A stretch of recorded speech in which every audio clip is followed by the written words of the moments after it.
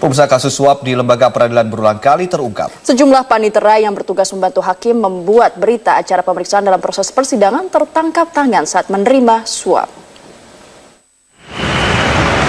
Pasca operasi tangkap tangan panitera PN Jakarta Selatan, Ketua Pengadilan Negeri Jakarta Selatan datang ke Mahkamah Agung untuk melaporkan penangkapan pegawai di lingkungan PN Jaksel oleh KPK pada Senin siang.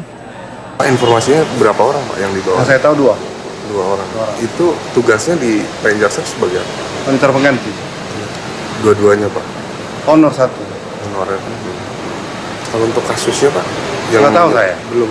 Nggak tahu, betul-betul nggak tahu. Di selatan kan saya baru, jadi saya nggak tahu.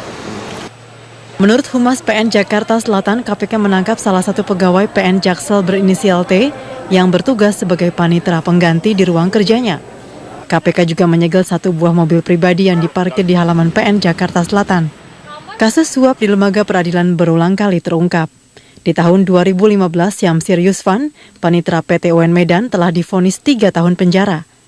Tahun 2016, Muhammad Santoso, panitera PN Jakarta Pusat, dijatuhi hukuman 5 tahun penjara. Masih di tahun yang sama, Rohadi, panitera PN Jakarta Utara, dihukum 7 tahun penjara. Saat vonis dibacakan, Rohadi mengaku bersalah menerima suap dan tidak mengajukan banding. Rohadi ditangkap KPK dalam operasi tangkap tangan di kawasan Jakarta Utara Juni 2016. Saat itu disita 250 juta rupiah dari tangannya dan 700 juta rupiah yang berada di mobilnya. Dari Jakarta, Tim Liputan Metro TV. Pemirsa, sebelumnya KPK memastikan telah mengamankan 4 orang dalam operasi tangkap tangan di Pengadilan Negeri Jakarta Selatan hari Senin siang. Keempat orang tersebut adalah panitera pengganti dan advokat. Mereka ditangkap saat sedang melakukan transaksi pemberian hadiah dalam kasus yang disidangkan di Pengadilan Negeri Jakarta Selatan.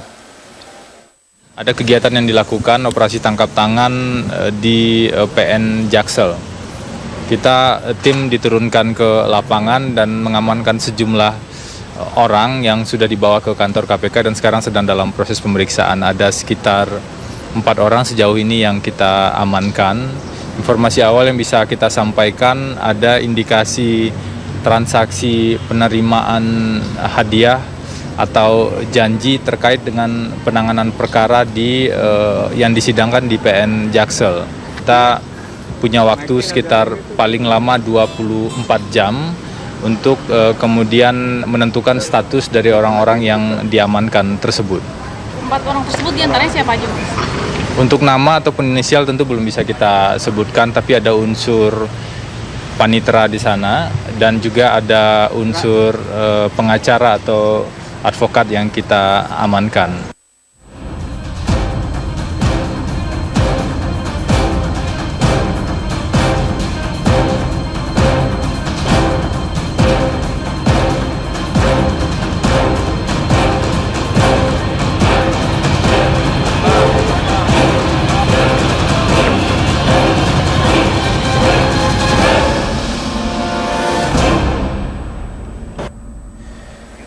Pemirsa, klarifikasi KPK atas 11 temuan sementara dugaan penyelewengan segera dijadwalkan Pansus Angket KPK. Ya, dugaan ini adalah hasil kerja Pansus yang telah mengkaji beberapa laporan dan juga kunjungan ke berbagai macam instansi sejak 4 Juli 2017 yang lalu. Pansus Angket KPK menyampaikan hasil kerja sejak 4 Juli hingga 21 Agustus 2017. Temuan sementara ada 11 dugaan penyelewengan Komisi Pemberantasan Korupsi. Bentuk penyelewengan diantaranya adalah potensi penyalahgunaan wewenang. Sebagai lembaga ad hoc, KPK juga dianggap tidak mau menerima kritikan. Temuan penyelewengan ini didapat Pansus setelah mengkaji laporan pengaduan dari berbagai kalangan, kunjungan ke berbagai instansi, dan pemeriksaan saksi-saksi. Pansus menilai perlu ada audit lanjutan terhadap KPK. Menurut Pansus, ada hal yang belum dapat dipertanggungjawabkan oleh KPK. Klarifikasi pejabat KPK segera dijadwalkan. Kami akan mempertanggungjawabkan seluruh keterangan yang kami sampaikan. Apakah ini akan menjadi sebuah kesimpulan? Tentunya ada metode penyelidikan yang sudah kita sepakati, di mana bahan-bahan ini sebagai bentuk transparansi kami tentang langkah-langkah objektif yang kami lakukan. Maka langkah berikutnya, seperti yang dikatakan tadi oleh Pak Masinton, kita akan melakukan klarifikasi pada Tanggal Senin kemarin, Pansus juga menerima pengaduan mantan Hakim PN Jakarta Pusat, Syarifuddin Umar. Meski telah divonis bersalah, Majelis Hakim PN Jakarta Selatan memenangkan Syarifuddin yang memutuskan tindakan penyitaan KPK tidak sah karena tanpa dibekali surat penggeledahan. Surat perintah penyelidikan KPK 2 kali terbit. Tanggal 29 April 2011 dan tanggal 1 Juni 2011 persis pada hari H OTT-nya Hakim Pengawas Syarifuddin. Saya bukan hakim pemutus dalam perkara itu.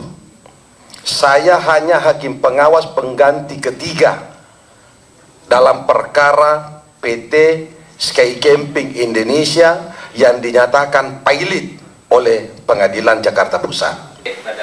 Syarifuddin telah menerima uang ganti rugi sebanyak 100 juta rupiah dalam bentuk cek dan dibayarkan melalui PN Jakarta Selatan. Disaksikan Biro Hukum KPK dan anggota Pansus Angket KPK Misbahkun. Syarifuddin Umar adalah mantan terpidana kasus suap izin penjualan aset PT Sky Camping Indonesia. Syarifuddin divonis 4 tahun penjara. Syarifuddin kemudian mempra-peradilankan KPK karena menganggap ada aset miliknya yang terkait dengan kasus korupsi. Dari Jakarta, Tim Liputan Metro TV.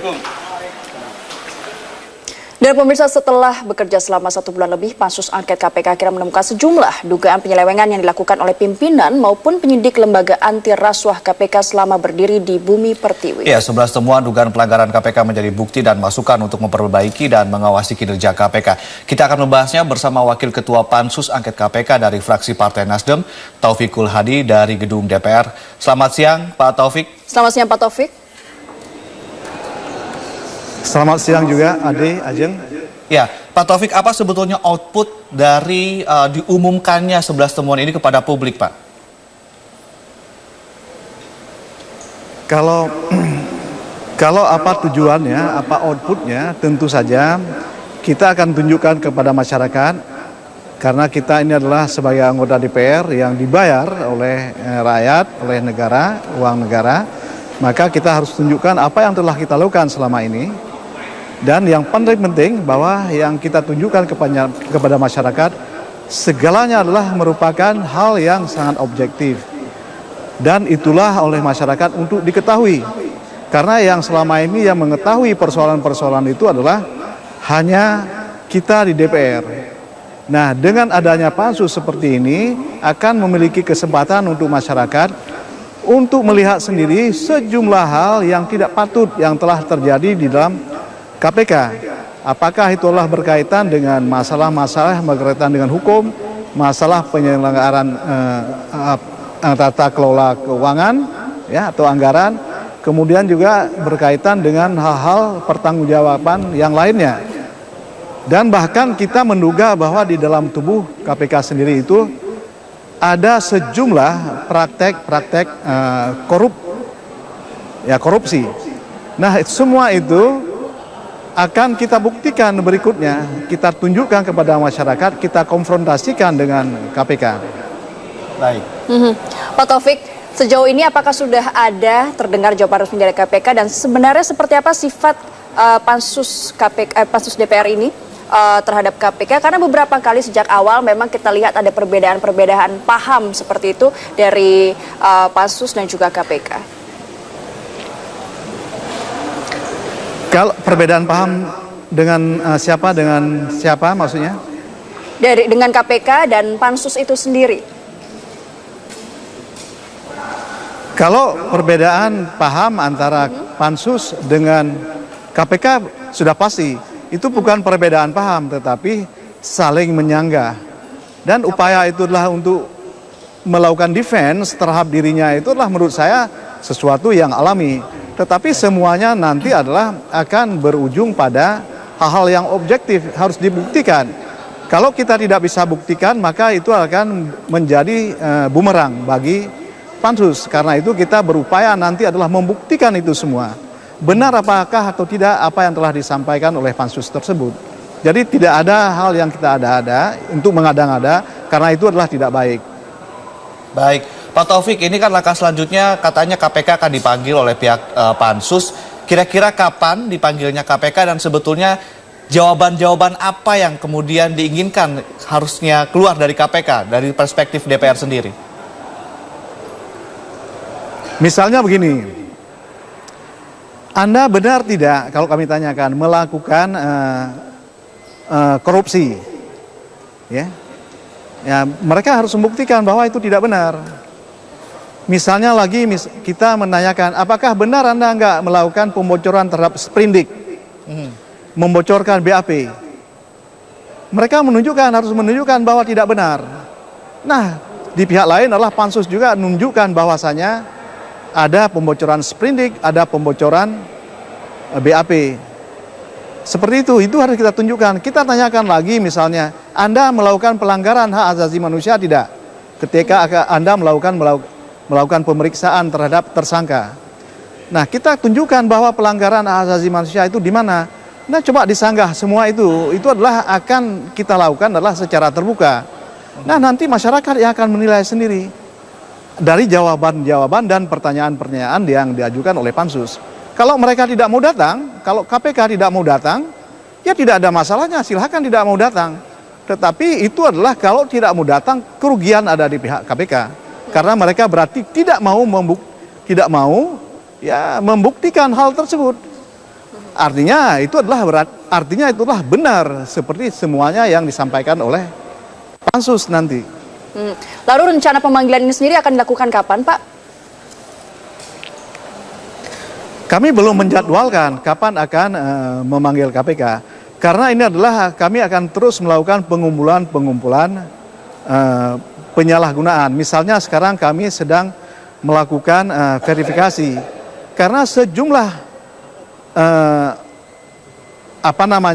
harta rampasan itu, ya, hasil rampasan dari yang telah ingkrah, dari kasus yang telah ingkrah itu tidak didaftarkan kerumbasan. Jadi di situ kita melihat ada hal yang kita ingin tanyakan, lantas selama ini yang telah disita itu adalah tanah orang, gedung orang dan sebagainya, itu rumah dan sebagainya, kemana dibawa harta tersebut, harta tersebut dari yang telah tervonis? Ini kan kami heran sekali. Nah, hal itu kami akan coba daftarkan lebih banyak dulu, kemudian kalau sudah terkumpul itu kita tanyakan kepada KPK, kenapa tidak didaftarkan hingga sejauh ini? Baik, kemana kekayaan-kekayaan yang telah diambil, dirampas dari vonis, dari yang telah tervonis itu? Ya, terima kasih Pak Taufikul Hadi telah bergabung bersama kami di Metro Siang. Kita tentunya publik sudah melihat di berbagai macam media ada 11 temuan sehingga kita bisa mencerna, dan kemudian kita akan tunggu bagaimana tanya jawab dari KPK dan DPR yang bersifat terbuka sehingga publik bisa menilainya secara Betul, secara netral objektif dan begitu objektif, ya. Baik, terima kasih.